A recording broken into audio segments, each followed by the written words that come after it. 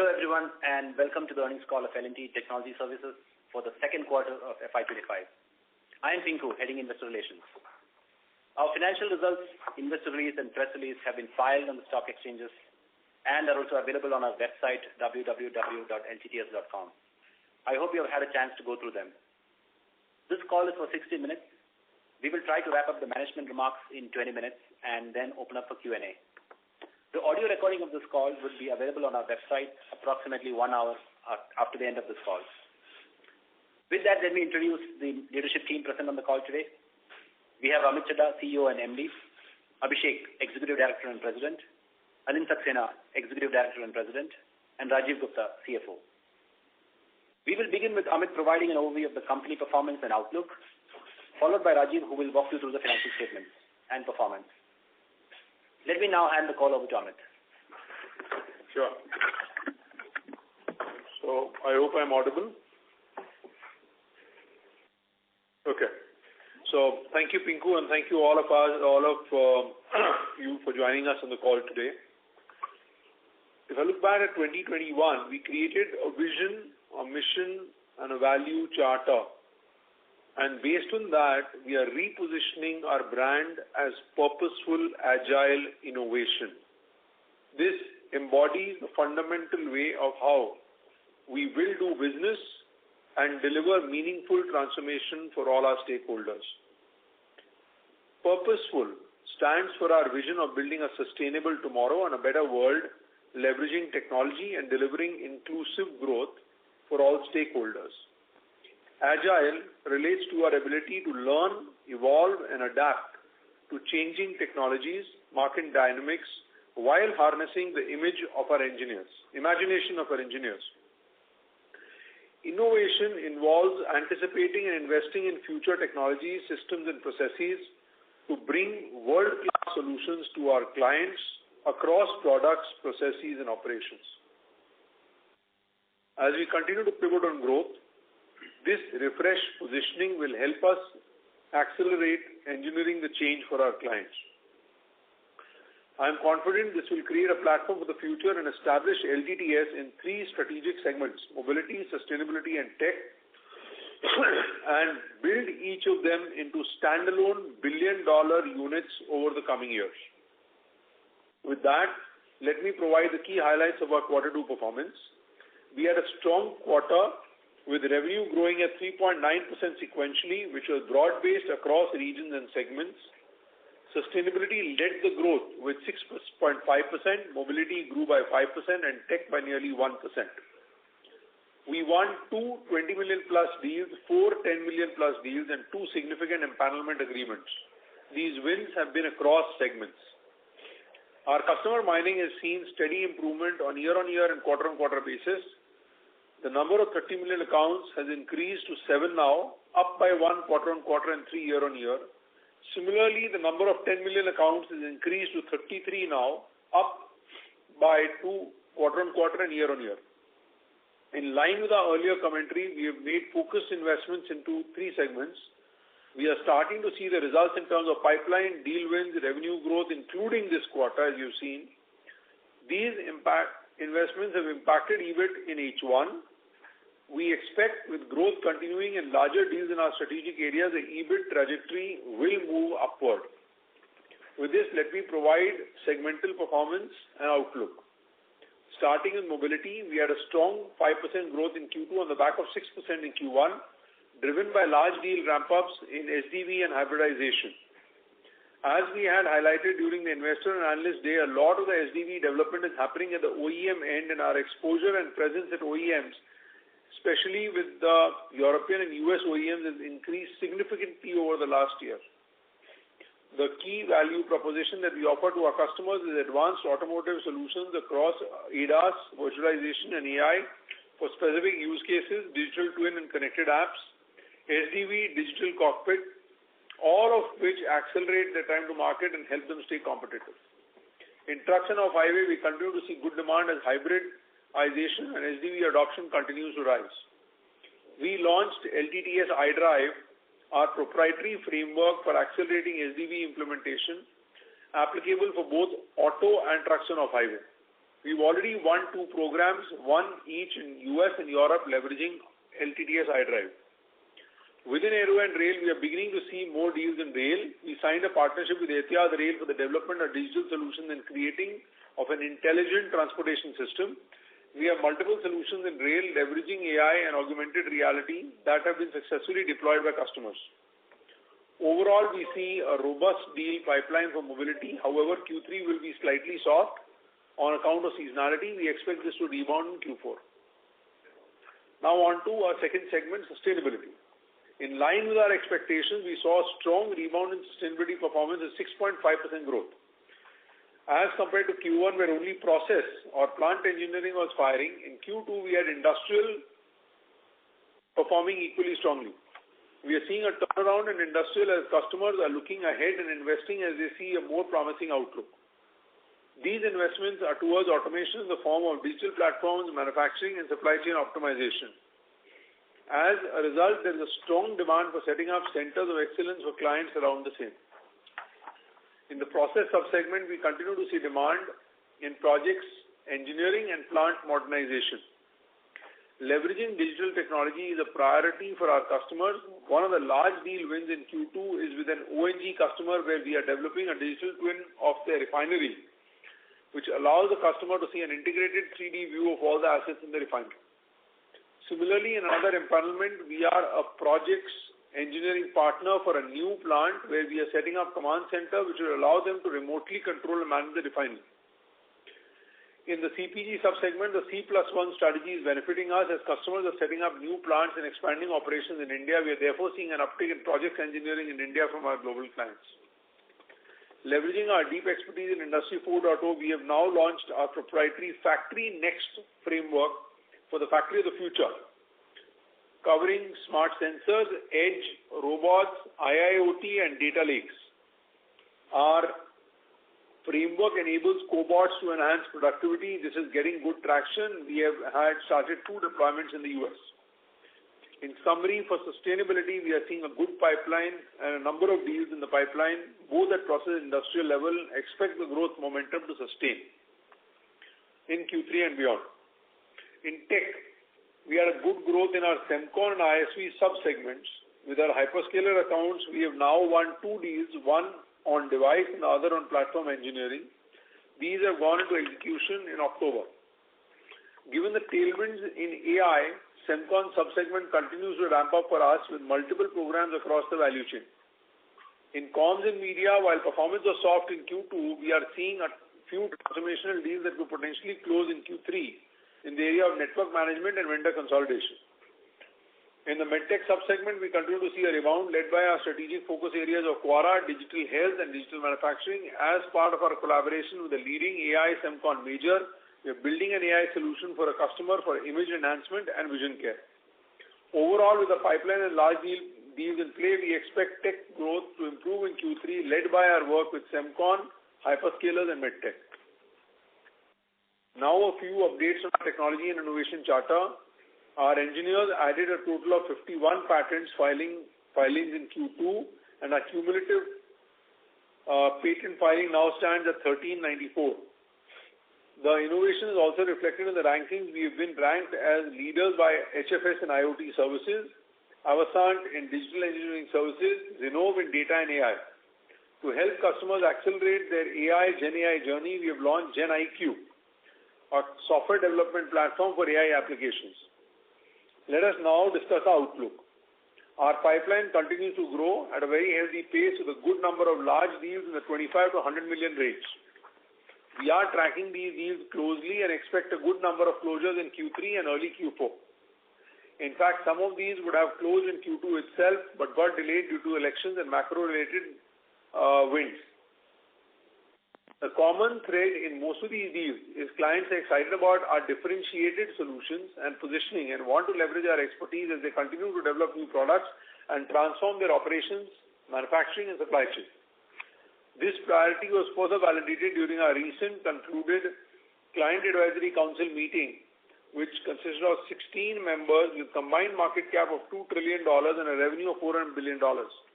We are thus confident of broad-based growth continuing in the coming quarters and reaffirm our FY25 guidance of 8 to 10% revenue growth in constant currency and aspiration of 16% EBIT margin levels.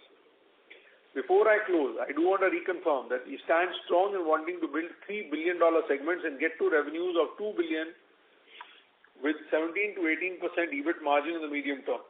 This ambition has been met with excitement by our employees, leaders, and support from our key customers and board members. We remain committed to this journey.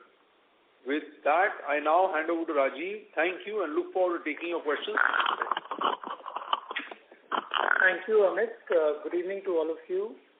I would like to start by saying that our Go Deeper to Scale strategy is indeed showing encouraging results. We had a strong quarter with broad-based growth and deal wins across segments and regions. As we had indicated during our Q1 commentary and Investor Analyst Day, we are pivoting on growth. Accordingly, we've been making investments ahead of the curve in building new tech capabilities and adding leadership in segments for delivery and sales across the globe. Consequently, this has had impact for H1 FY25 EBIT margin. With that, let me take you through Q2 FY25 financials, starting with the P&L. Our revenue for the quarter was 2,573 crores, a growth of 4.5% on sequential basis.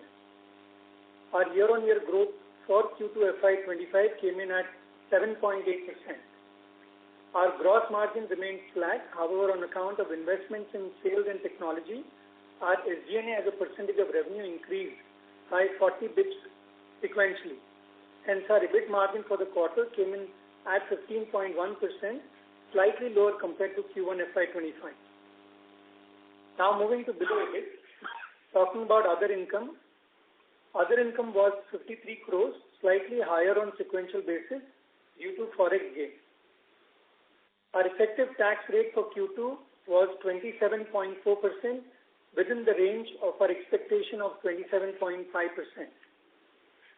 Net income for the quarter was up 1.3% on year-on-year basis and came in at 320 crores, which is 12.4% of revenues. Moving to the balance sheet, let me highlight the key line items. Our Q2 DSO was at 99 days compared to 102 days in Q1. Unbilled days were at 17 days in Q2 compared to 23 days in Q1. The combined DSO including unbilled stood at 116 days compared to 125 days in Q1, which is within our target range of 115 to 125 days for the year. Let me now talk about cash flows. As a result of improvement in DSO, our Q2 free cash flows came in at a healthy 417 crores, leading to year-to-date free cash flows at 328 crores. We will continue the effort to improve cash flow during the rest of the year. Our cash and investments stood at 2,849 crores at the end of quarter 2 versus 2,784 crores at the end of quarter 1. This is after final dividend payout of nearly 349 crores in quarter 2. As you would have seen today, the board approved an interim dividend of rupees 17 per share. Now moving to revenue metrics. On a sequential basis, dollar revenue growth was 3.9% in reported terms and 3.4% on constant currency basis.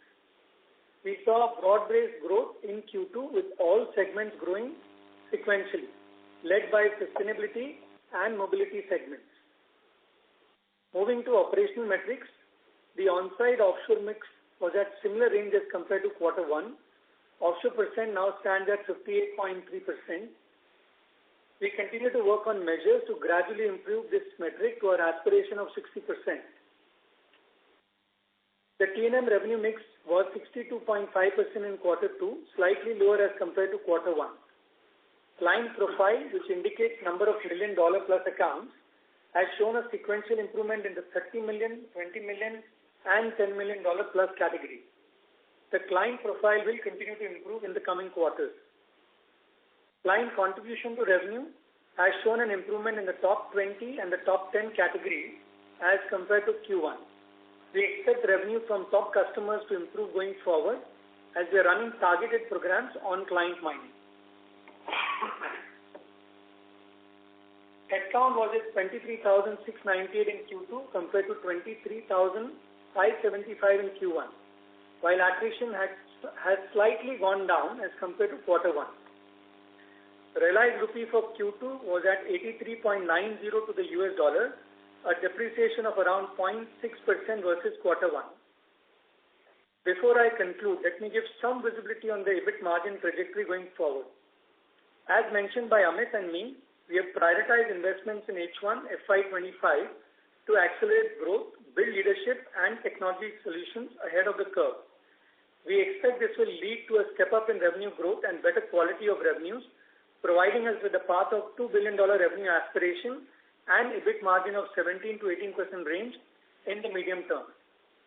In addition, we will continue our improvement efforts on operational levers like offshoring, pyramid optimization, higher productivity using tools and reusable platforms, and indeed SG&A optimization. For FY25, we reaffirm our revenue guidance of 8 to 10% and expect H2 EBIT margins to be better than H1 and continue to aspire for 16% EBIT levels for the year. Thank you. Now, I hand over to the moderator for questions. Thank you very much. We will now begin the question and answer session.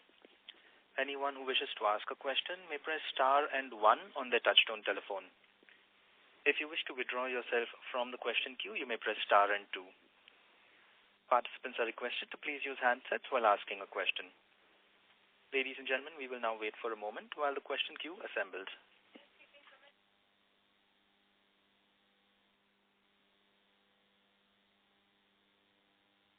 The first question is from the line of Bhavik Mehta from JP Morgan. Please go ahead. Hi, thank you. A couple of questions. Firstly, Amit, if I look at the ask rate for the next 2 quarters now, it has gone up significantly. Now I understand that 4Q is a seasonally strong quarter because of SWC, but how should one think about 3Q given it's typically a weak quarter from a seasonality perspective, and you did highlight that mobility growth could slow down because of that. So what gives us confidence of still achieving even the lower end of the guide? And was there a thought process to at least cut the guidance to the lower end, because it just seems like the top end of the guidance is out of reach right now?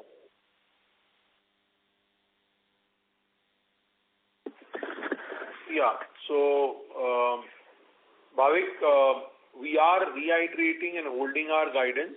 There was a similar question that was asked last quarter as well on the ask rate. We are well aware of the ask rate, and given the pipeline that we have got and the order conversion we have got, we are fairly comfortable with where we are. I would not like to state whether we are the top end or bottom end, but there is work to be done, but we are fairly comfortable on where we are right now. Okay.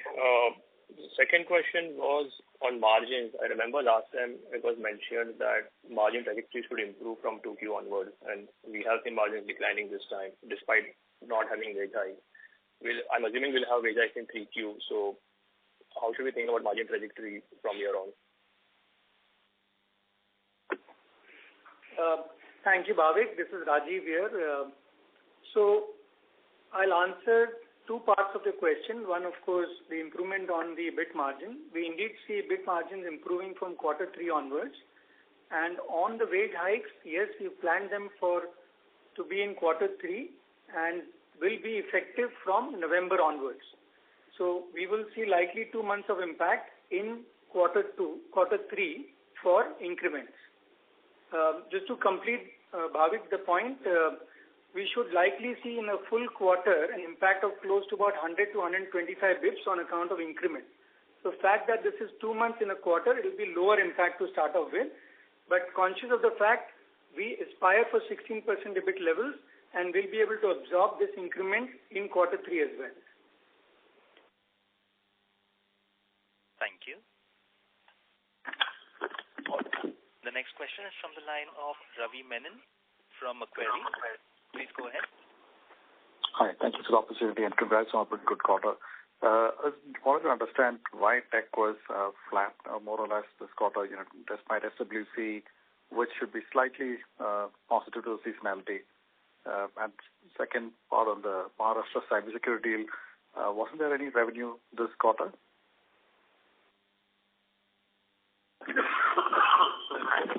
Tech grew about 1%.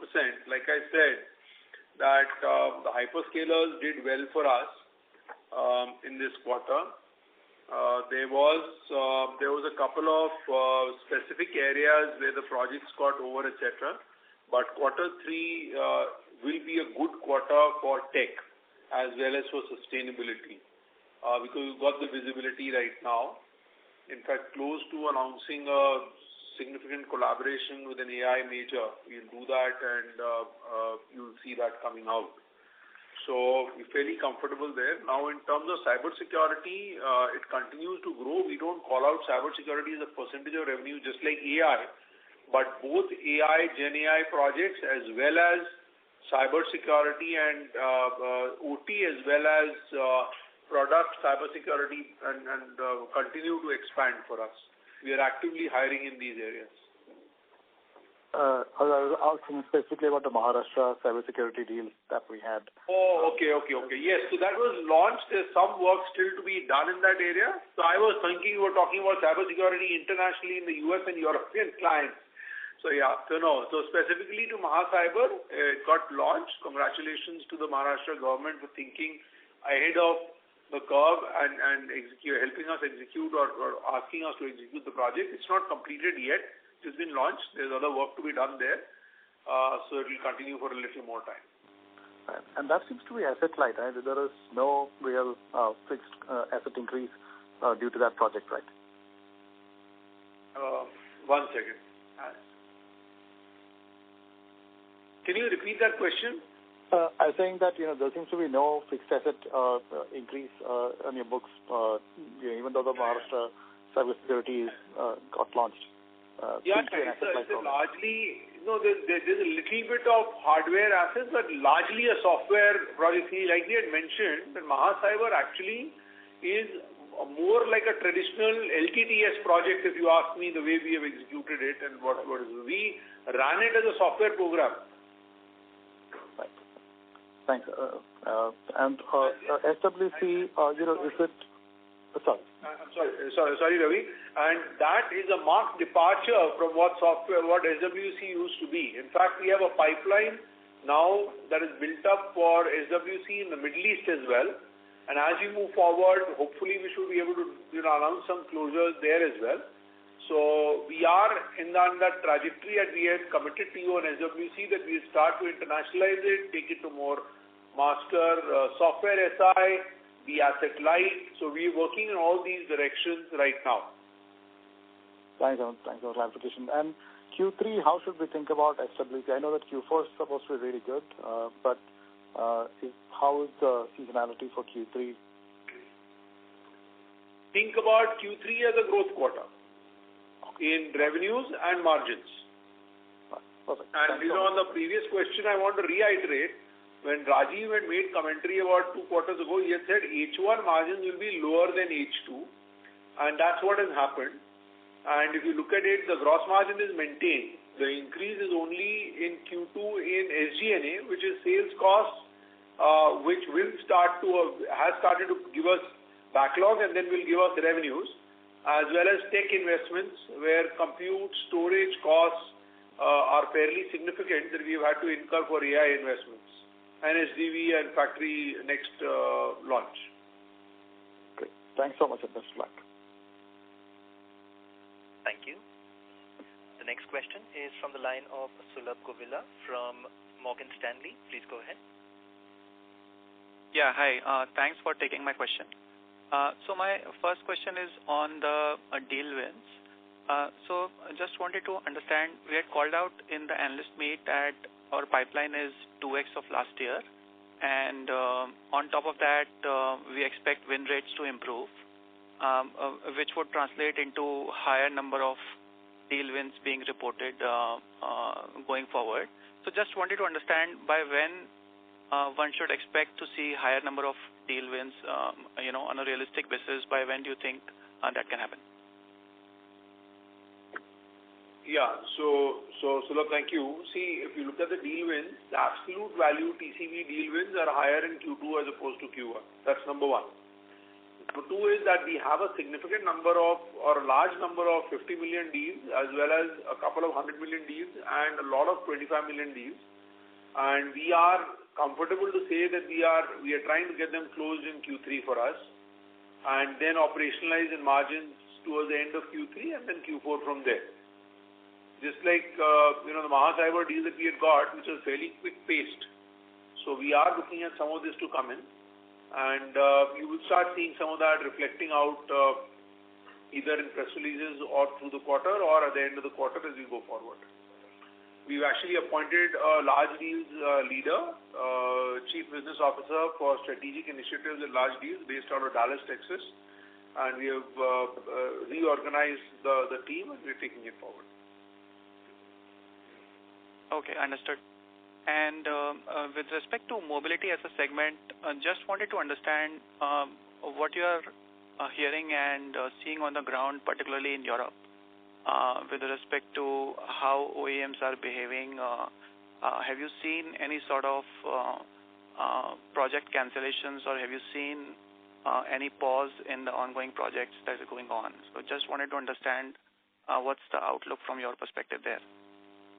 Sure. See, we had a strategy about 8-12 quarters ago that we will start to improve our OEM dependency and reduce our dependency on tier ones. That has played out well for us because now a percentage revenue in automotive and TNOH that we do in OEMs is a quantum shift from OEMs as opposed to tier ones. So tier ones exposure has been, I will not say minimalized. We love the work that we do for anybody. We respect our customer relationships. But we have, our top 30 accounts, we've got OEMs now more than tier ones, right? So that's number one. Number two, when it comes to OEMs in US and Europe and the one that we work with in Japan, that we had shown the recording to you during the IID, they continue to work with us. We have not seen any slowdown there. Tier 1, there's a couple of them that are in a problem, and we are actually creating deals to help them overcome some of their transitionary pressures that we've got. I've got my president and executive director colleague here. He'll add to this mobility now in terms of the work that we're doing and other areas. So in addition to what Amit said, what we are also seeing is an increased spend on the SDG side. And for most of our customers here, we are seeing those requirements come up throughout. So that we do see continuing. Now, on the traditional engineering that we have been doing, there are deals that we are working on which are on consolidation, which will, we believe, help perhaps in Q3, Q4 as we go through on increasing revenue and footprint with our customers. But that's making us more strategic to our customers, and that trend we believe will continue from the point where we are at today. Thank you. Okay, understood.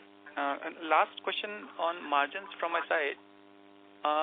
Rajiv, when we say that there is a 2-month impact of wage hikes in this quarter, which is roughly about 80 basis points, so what are the tailwinds you have on the margins which will negate this and you'll be able to deliver a growth on Q-on-Q basis on the margins? So love to understand your question. Of course, you did the math, right? I mean, 2 months in a quarter, about 80 basis points on the increment side. Your question is more to understand what are more tailwinds that can likely have an impact of margin. Did I get that correctly? Yeah. So what will help you negate this headwind which is there on the wage? So, I mean, first and foremost, Amit talked a lot in terms of pipeline, large deals, quality of revenue. These are all tailwinds that will help in terms of margin accretion.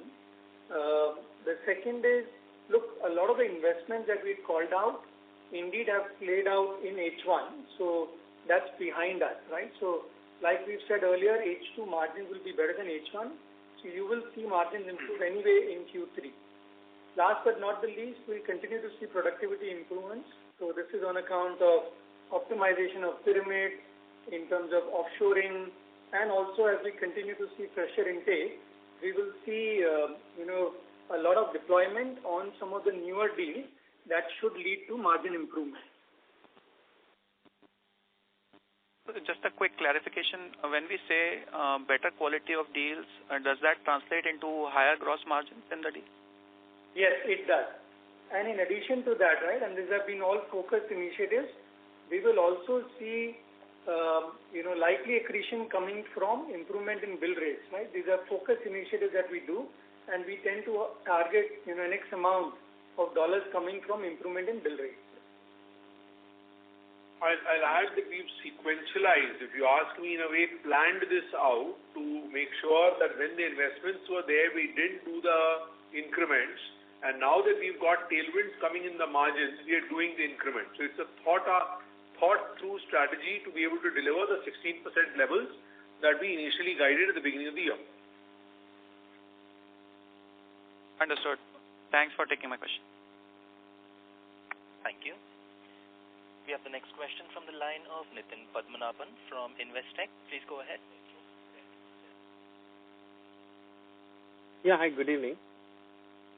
On the margins, do you think the whatever increase we have seen in the SG&A, is there any element which will not be there next quarter, or everything will be growth driven in terms of the margin offsets broadly?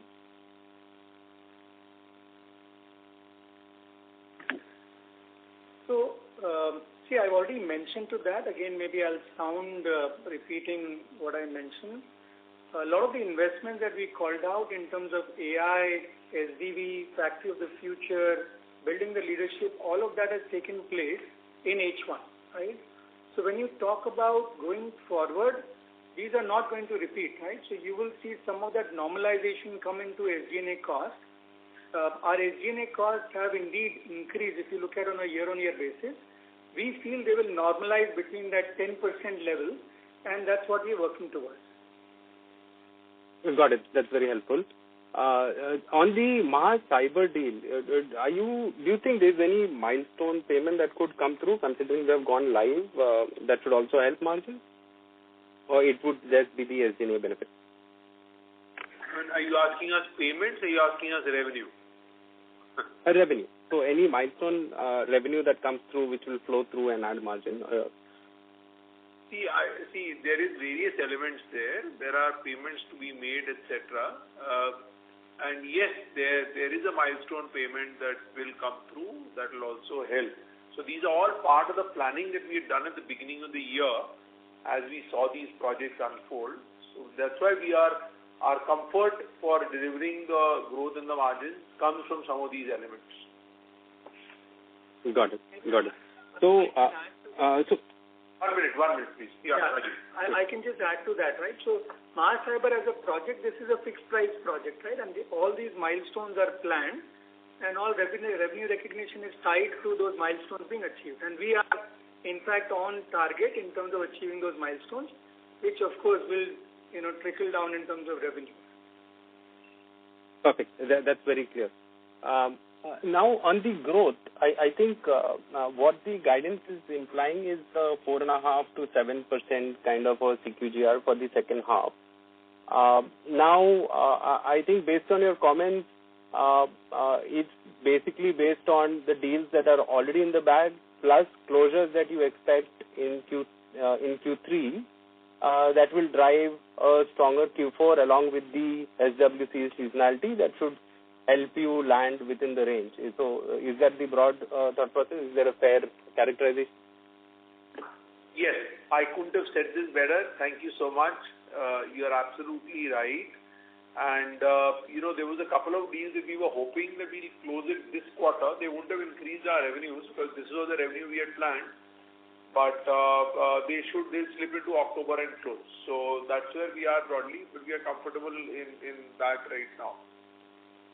Okay. But you're not worried, there's no worry on any extended furloughs or any such thing considering macro at this point in time? Or you're not seeing anything on the horizon?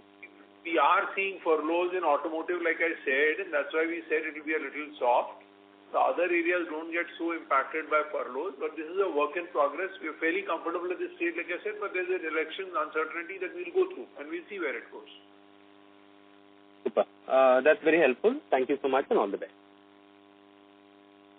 Thank you. We have the next question from the line of Manik Taneja from Axis Capital. Please go ahead. Hi, thank you for the opportunity. And I know you answered a lot of questions around the implied arithmetics, etc. But Amit, when you spoke last quarter, you had spoken about a very strong pipeline, and which was reiterated even during your analyst day. In the current quarter, when you spoke, you said that you did see some delays due to election-related uncertainty, etc., etc. Do you think and given what you're talking about third quarter, do you think we'll probably see quick deal closures now and thereby helping us in terms of growth in Q4, or probably just gets pushed to the next year given the typical seasonality of O&D? That's question number one. And the second question was for Rajiv. If you could help us understand how the fresher intake for FY25 has progressed through both Q1 and Q2, and the likely trajectory in terms of fresher onboarding for the rest of the year. Thank you. So,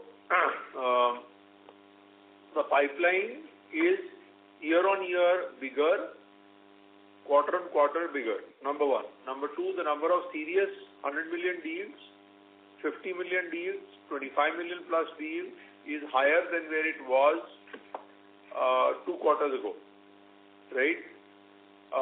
We continue to work with our clients to get these to closure. The reality is that there is a little bit of question around which way policies will be after the US elections, reality. But we do think that when we spoke to you last time, we were expecting some of this. But having said that, nothing is grinded to a halt. Decisions continue to be made. And if all goes per whatever we forecast right now at this stage, we will have a decent quarter 3 and a bumper quarter 4. Now on freshers. Yeah, I'll take the second part of the question. So in terms of fresher intake, for FY25, we've planned around 2,000 freshers to be hired. We've been implementing that. So accordingly, we've seen freshers in Q1 and Q2. That intake has indeed happened. In fact, this year, our fresher intake will be higher than what it was last year. Last year, we did close to about 1,500 freshers hiring. So like I said, we will do close to about 2,000 fresher hiring in FY25. Okay. Would it be possible to get the numbers for H1 and thereby probably try and understand the impact in terms of... We don't share, so much of specifics, but we certainly, let you know the annual plan that we have. So that's where it is. Sure. Thank you. Thank you. The next question is from the line of Vibhor Singhal from Nuvama Equities. Please go ahead. Yeah, hi. Thanks for taking my question. And congrats, Amit and team, for a very solid execution in this quarter. So, Amit, just wanted to delve on 2 aspects. One is on the mobility segment. You mentioned that you are looking at a seasonal weakness in Q3 in the mobility segment. Are we certain about the fact that the weakness that we are looking at is more of seasonal and not much of structural? We've had a couple of auto OEMs come out with profit warnings. We've had a couple of your peers already talk about weakness in the auto segment, specifically in Europe and specifically in Germany, where spends on most aspects have been curtailed. SDV continues, but I think those are also kind of talked about in hushed tones. So any color on that would be really helpful. So, yes, thank you. So, I'll do a little bit and then I'll request Alin to add. See, when you look at mobility, the reason we've said seasonality is because normally last year also you look at, 2 years ago also you look at, these guys leverage the quarter 3, their quarter 4 holidays to try and offset some of their costs, and therefore we see that seasonality come. Now, and I will say very clearly, OEMs, we continue to see expansion, and I knock wood as I say it, with our differentiated solutions. But tier 1s has been a little bit of a challenge. They've had a challenge themselves, and they've passed their challenge on to us. Having said that, because our tier ones are in a challenge, and we as nice and good partners are trying to find solutions where we can help them pick up some of that work and leverage our capabilities, like we had done the deal with Forvia in Q1. We similarly can do some more of those deals, and that is where the pipeline is fairly strong to see what can flow. We'll close this quarter, and that operationalizes in Q4 for us and helps us in growing. Second part is the investments in SDV made. I'm sorry, actually Alin should talk about it. The investments made now itself. Right. No, I think Amit covered it. So you know that we have launched the new solution, LTTS Drive, which is picking up speed, which is getting attention, and which is helping us move. Now, to your point, very specifically about the industry and specifically in Europe, so we are not seeing large cancellations or stoppages of work. There is a slowdown which is there for sure. So the growth trajectory, especially short term in Q3, maybe like we have said, would be muted. But otherwise, we remain very aspirational of continuing our presence and our strategy with our customers. And we think that that's going to play out well for us in long term. This is the time to align with our customers and be able to continue to provide those services at good quality, which I'm very thankful that our team is doing. And we'll stay focused on that and move on. Got it. Thanks, Anil, for that detailed explanation. Amit, my second question is on the Maharashtra cyber security project. So just wanted to understand the dynamics of it.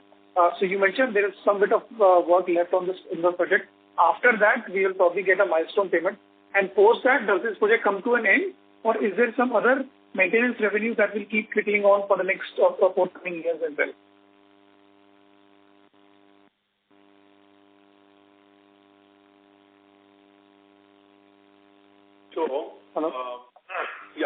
So let me say that, see, Mahacyber, there's some stuff that we can share, specific to a contract. There is stuff that we can't. So what we can share is, there is work to be done and completed. It's been launched.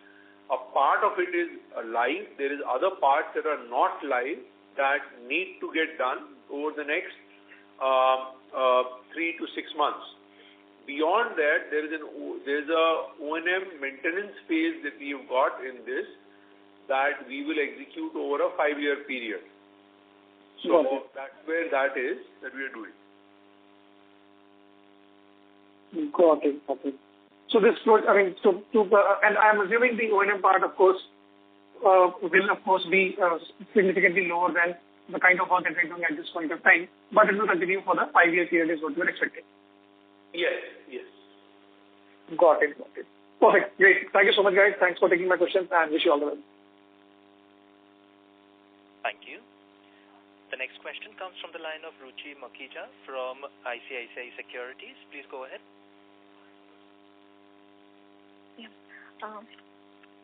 So you guys mentioned about weak seasonality in mobility due to furloughs. Wanted to check, is this broad-based across client or skewed in few accounts only?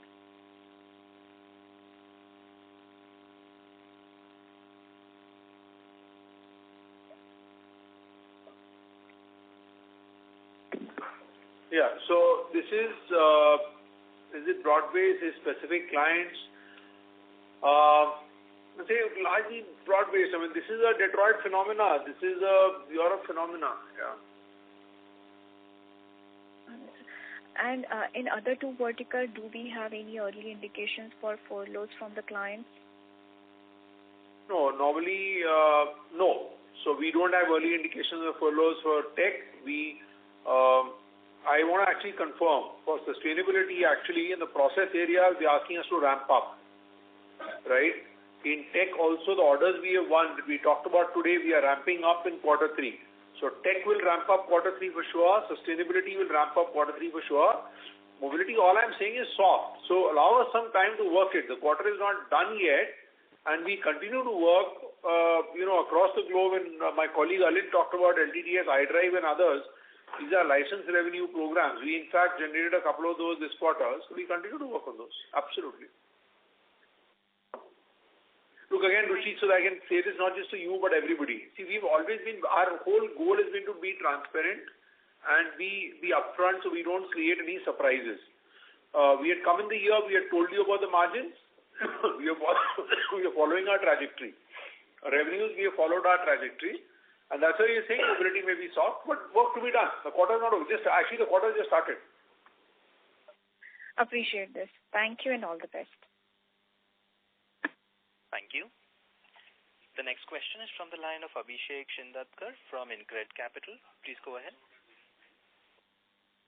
Hi, good evening and congrats on a good quarter. I have a couple of questions.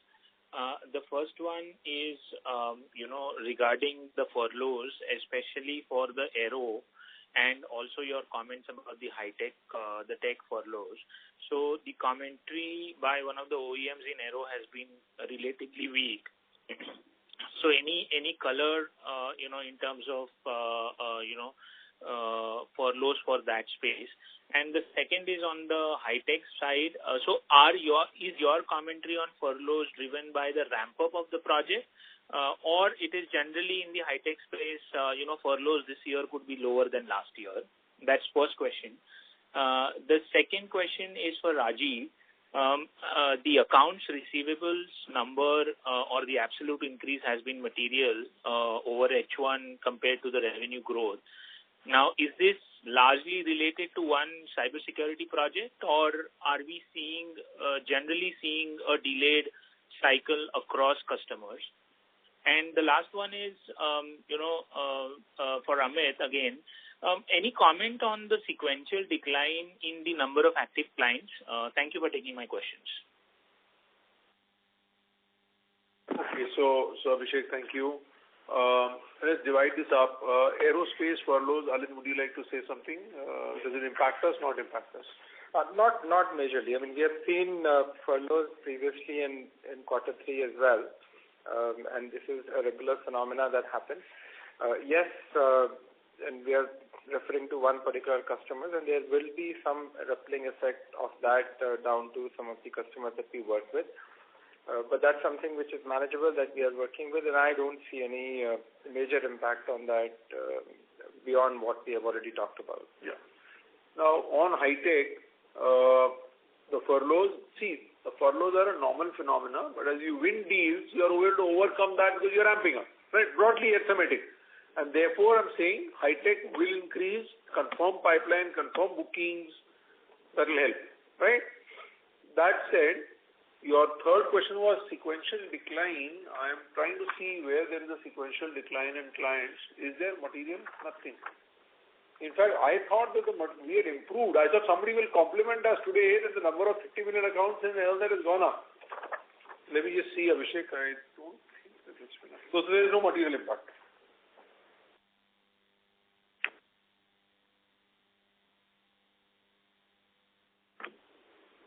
Got it. And maybe Rajiv can answer on the accounts receivables.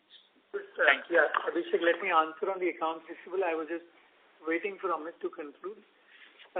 So look, Abhishek, I tend to guide in terms of the DSO, right? Our range is between 115 to 125.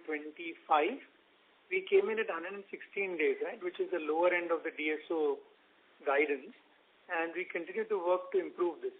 Now, movement in terms of accounts receivable, etc., given that we're a growing business, you will always see that.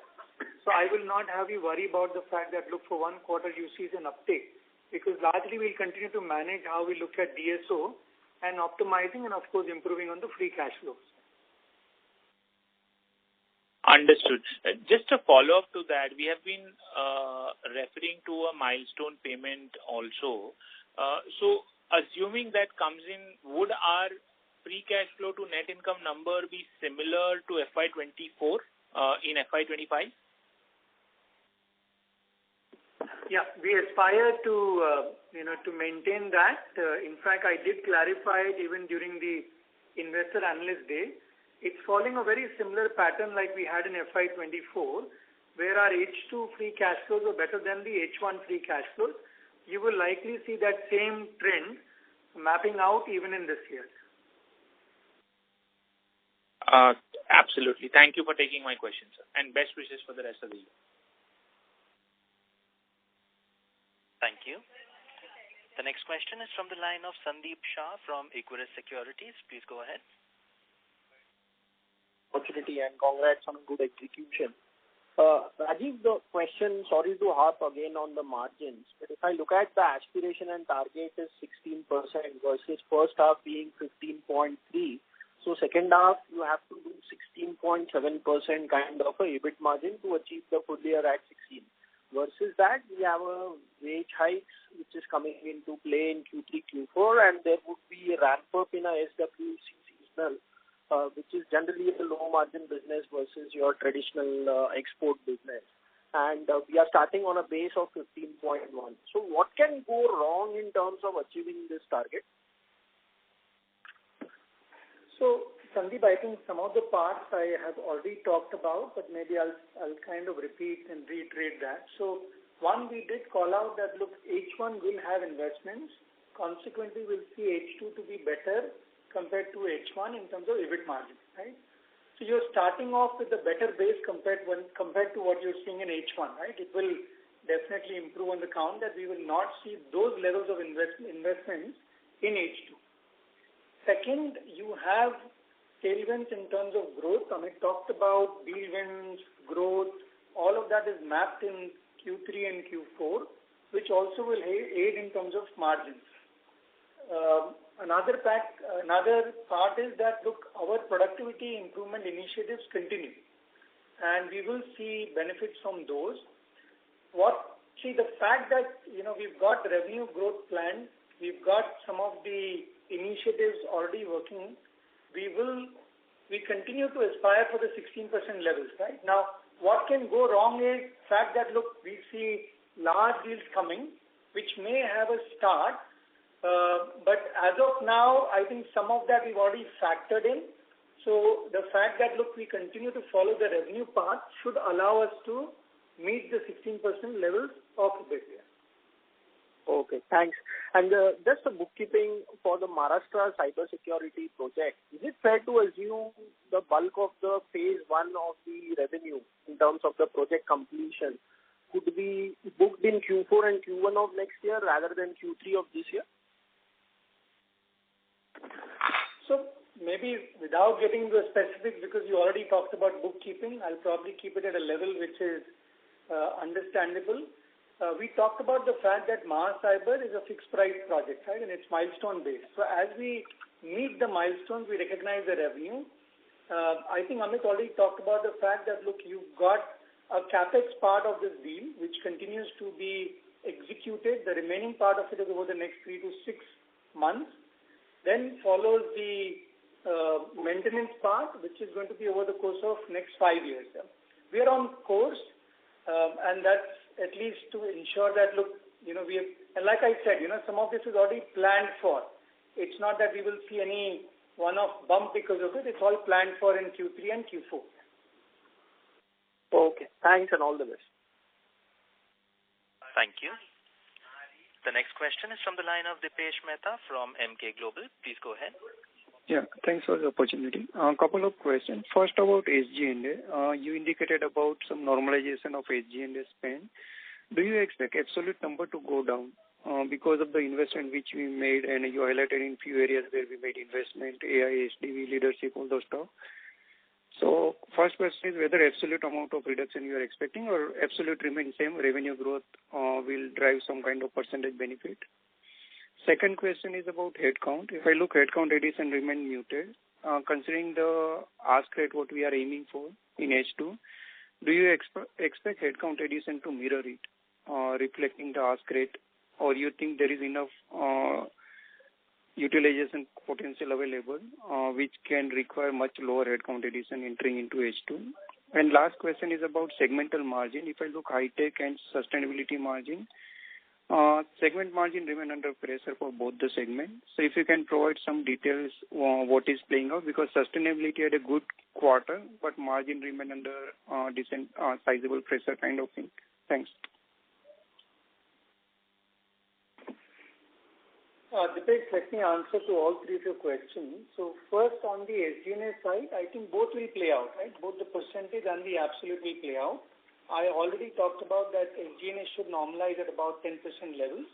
So we should see certainly an improvement, and part of that will come because you're seeing growth. Part of that will come in absolute as well, right? second, in terms of the headcount addition, what you may have noted over the past few quarters, I think we've got the headroom to deliver growth with, the headcount that we've had. Even going forward, at least for the next couple of quarters, we see the headroom. Some of that has been planned consciously, given that we had, some large deals going on. So we've got the headcount ramp up, keeping in mind that these deal wins have transpired or likely to transpire. So you will not see a lot of headcount addition coming in the next 2 quarters. And that also dovetails to the fact that, look, you will see revenues, drop down to margins. Lastly, on the segment margins, so if you look at, mobility at about 19.4, that indeed has improved compared to Q1. If you look at sustainability, it has been around that 25 to 26% level. What you saw in Q1 was probably slightly better off compared to where it has been. So it's kind of normalizing between that 25 to 26% level. Wherever there's an opportunity to see revenue and optimize in terms of cost, you will definitely see that trickle down in terms of margins for sustainability. High-tech, it's a mix of a lot of businesses, including Smart World. Like you've known, Smart World relatively is at lower margins compared to the other businesses. But what you will see in H2, this business also will have improved margins relative to what you've seen in H1. So those are some of the points I wanted to share for your questions, Dipesh. Thank you. Ladies and gentlemen, we will take that as a last question. I would now like to hand the conference over to Mr. Pinku Pappan for closing comments. Over to you, sir. Thank you all for joining us on the call today. We hope we were able to answer most of your questions. If there are questions that you still need clarification on, I'll be happy to answer them. And we really hope to meet, all of you during the course of this quarter. With that, on behalf of the leadership team here, we are signing off. Have a good day. Thank you. Thank you. On behalf of L&T Technology Services Limited, that concludes this conference. Thank you all for joining us. You may now disconnect your lines.